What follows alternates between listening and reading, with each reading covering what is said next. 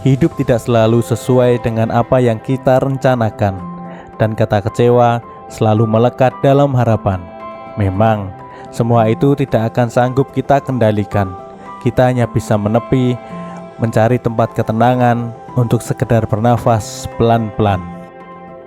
Inilah perjalanan mensyukuri Indonesia, ekspedisi Jawa Timur.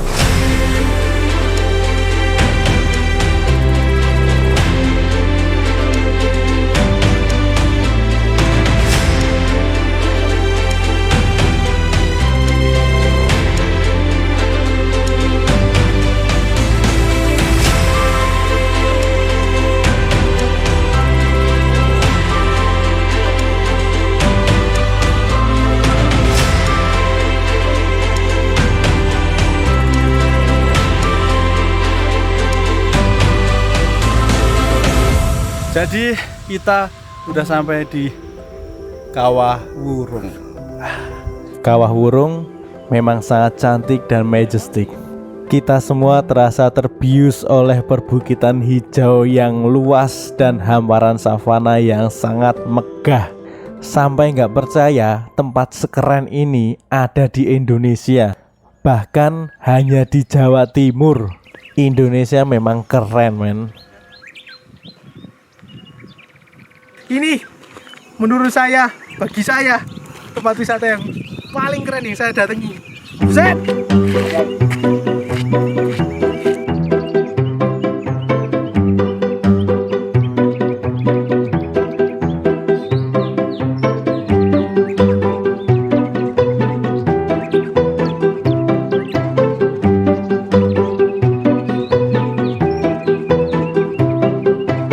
Ini adalah tempat yang saya rekomendasikan sekali untuk kalian yang memang suka traveling.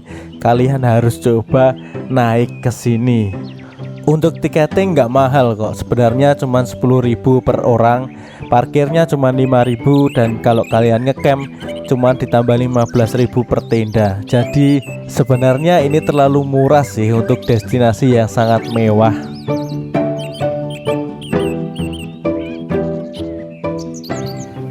Mewah banget Kawah Wurung.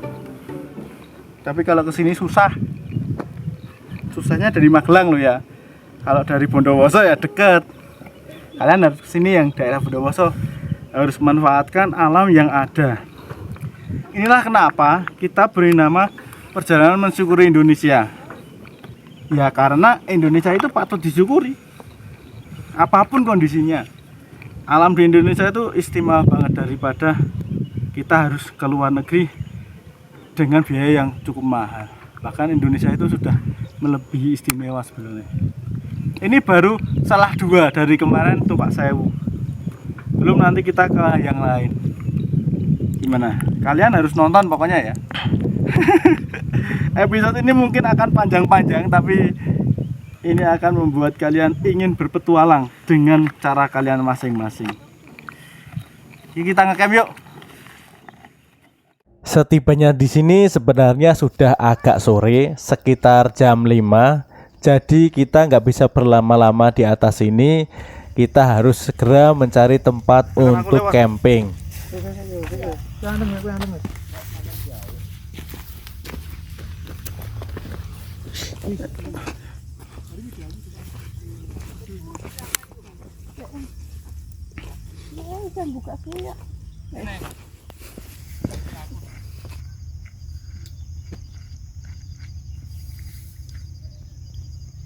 Cokot ular itu. Ular. Cokot ular. Rencananya kita akan camping di bawah. Tetapi untuk masuk ke daerah Kawah Wurung ini tidak sembarangan orang bisa mengetahui jalan, termasuk kita. Kita pun tersesat loh, berkali-kali malahan. Plat N di Bataan. Di plat N. Plat kene to. Kono wingi lho, mesti ke Jember. Camping kamu. Heeh.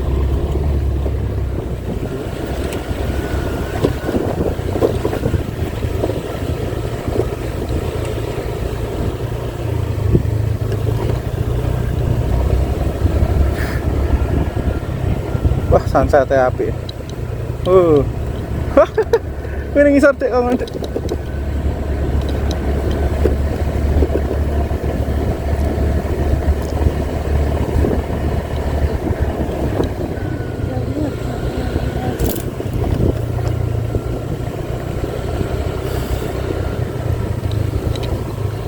Iki kebun kobis. Kobis.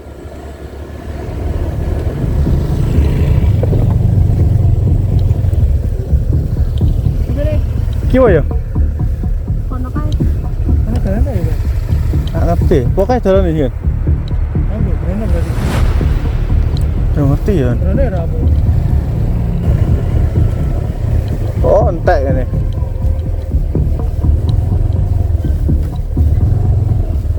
Sama ini kok ini. Balarono bablas. Sing iso tekan kawasan jero.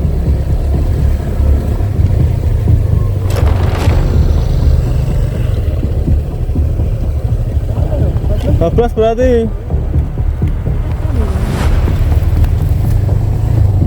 Yang tak iso kok ya bablas wae. Kan ono wet Malang iki. Tak iso Pak seminar. Kita medun kono wae. Seminar Lah ya kok ngene ra iso.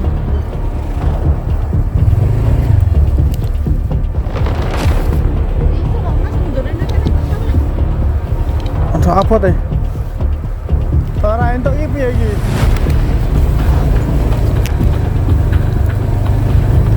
Enggak ngono apa? Sambil terus menelusuri jalan yang ada, sebenarnya kita juga berharap kita sampai di bawah. Kita sebenarnya was-was kalau kita nggak sampai.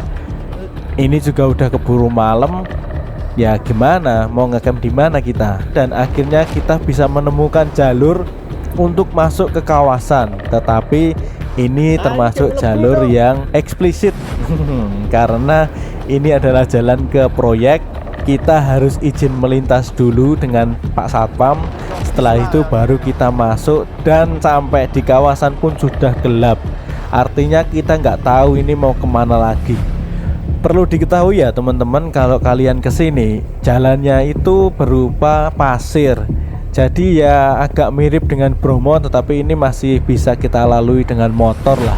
Tetapi kalau udah malam kayak gini kan kita juga kesusahan. Sedangkan jarak pandang kita juga nggak begitu jauh. Kita nggak tahu jalan, medannya berpasir. Kalau mau balik pun kita juga kesusahan. Sebenarnya kita cuma cari savana yang memang terlihat dari atas tadi. Tetapi kita nggak menemukan jalannya itu kemana, kita nggak tahu. Dan pada akhirnya kita menuju ke tempat yang menurut kita udah datar dan kita bisa mendirikan tenda di situ. Dan ketemu juga di dekat pohon yang memang di sini ada bekas-bekas api unggun yang sudah ditinggalkan. Akhirnya kita mulai stay di sini dan mulailah kita membuka tenda. Jangan pernah berharap kalau di sini ada listrik ya. Kalian harus siap-siap bawa powerbank terlebih dahulu dan juga bawa penerangan. Karena kita ngecamp di alam yang bebas. Tong. Tati. Sebebas apa sih sebenarnya? Di sekitar kita sebenarnya ini banyak sapi loh yang berkeliaran. Sampai kita takut kalau dengar suaranya tapi kita nggak lihat sapinya. Salah aku nek kademen. Katak iki katak jin enggak enak ge bubuk ya. Emang kata siji. Astaga. Wong gawe sleeping bag. Buka tok gue. Kilo, deretan kilo. Setelah tenda berdiri, kita bisa santai terlebih dahulu. Kita bisa memasak air dan membuat kopi. Karena di sini udaranya bukan cuma dingin, tetapi dingin banget. Sejauh saya pernah ngecamp ke mana-mana, ini adalah tempat terdingin yang pernah saya singgahi untuk ngecamp. Jadi saya merekomendasikan kalian untuk bawa jaket yang tebal, sleeping bag dan juga matras yang proper. Karena di bawah pun dingin, udaranya juga sangat dingin. Kalau misalnya ada yang tanya kok nggak bikin api unggun, ya memang kita punya kesadaran sendiri untuk tidak membuat api unggun di sekitar kawasan. Karena kita tidak mau meninggalkan bekas-bekas bakaran dan kita juga tidak mau melukai semua tumbuhan yang ada di sini. Jadi kita putuskan memang tidak membuat api unggun. Endorse. Kita sebenarnya nyantai sambil ngopi, tetapi Hanya beberapa menit kopinya itu sudah dingin lagi. Jadi kalau mau minum kita hangatkan lagi. Gitulah seterusnya. Sampai kita akhirnya lapar dan kita membuat mie goreng.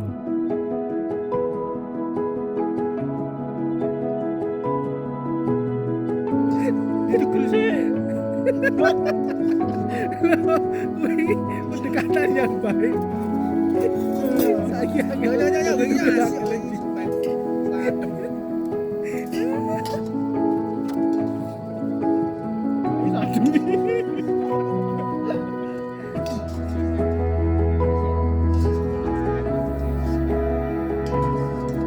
Sambil menunggu mie-nya matang, saya coba untuk memotret Milky Way yang ada di sini dan begini hasilnya.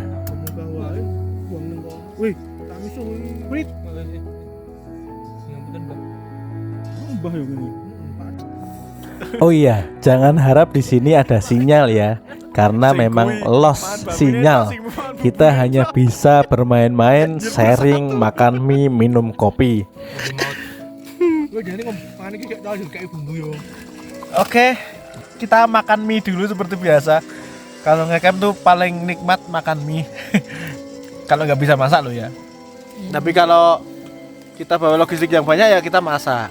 Ini cuman karena tadi kita perjalanan terus kan.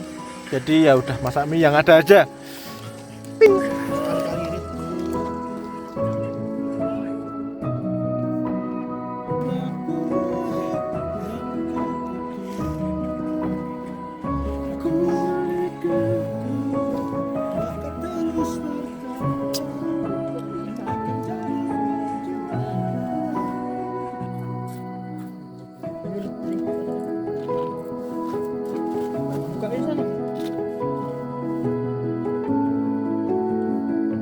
Setelah semuanya selesai, kita sudah kenyang.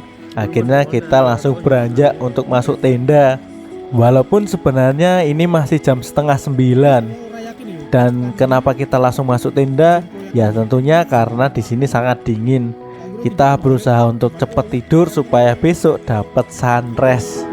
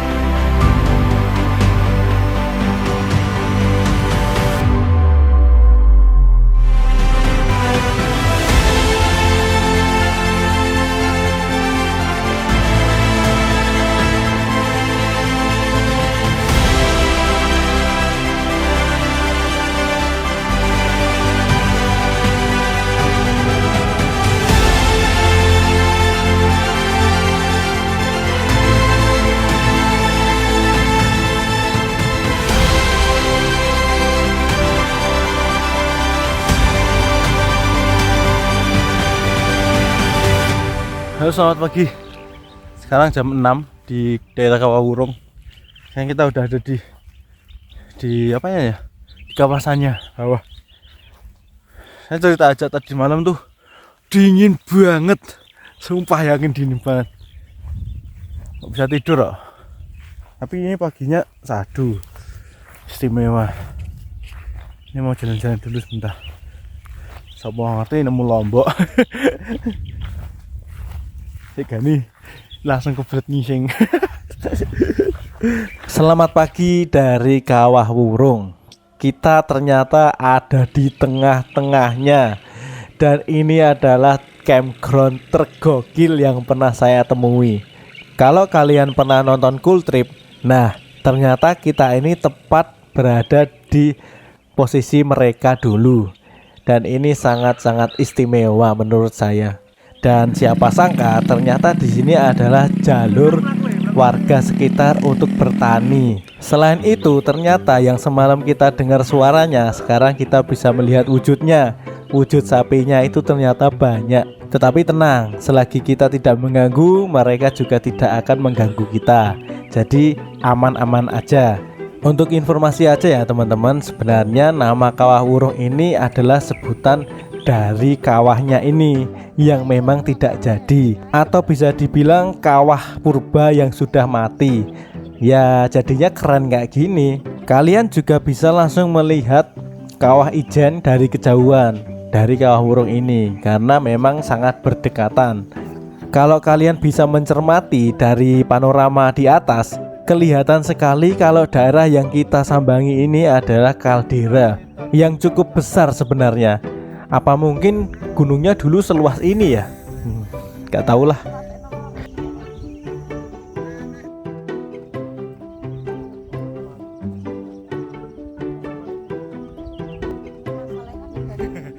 Nah, kita tuh ada di tengah-tengah pegunungan yang memang sangat istimewa karena 360 derajat itu pegunungan semua. Ini baru di Savana 1 ya. Belum yang ada lagi di balik bukit lagi. Itu kita kemarin nggak sampai sana karena terlalu malam dan ketemunya ini ya udah kesini aja. Dan sini ada bekas-bekas perapian, ini pasti pernah buat ngecamp. Contohnya di Erik Sukamti juga di sini, Bobby kayak nggak salah juga di sini, Bobby Cool. Tapi juga ada yang oknum-oknum yang tidak bertanggung jawab meninggalkan bekas-bekas botol-botol minuman. Ya minum nggak apa-apa sih, tapi botolnya juga dibawa lah. Itu.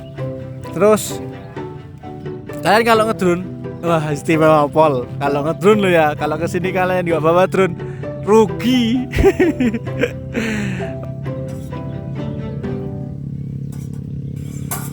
Dingin sama kok main takjub, jauh dari rumah-rumah seperti dalam hutan, ditemani sama sapi-sapi muat. Setelah semua dipastikan bersih tanpa meninggalkan sampah sedikit pun, kita langsung cabut untuk kembali menelusuri bumi ini. Dono boy.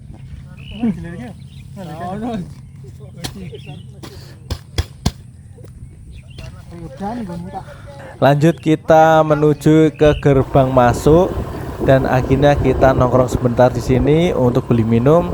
Langsung kita pergi lagi menuju ke Kawah Ijen. Jadi begitulah keseruan kami di sini. Saya Yohanes Wisser melaporkan untuk perjalanan mensyukuri Indonesia. Kawah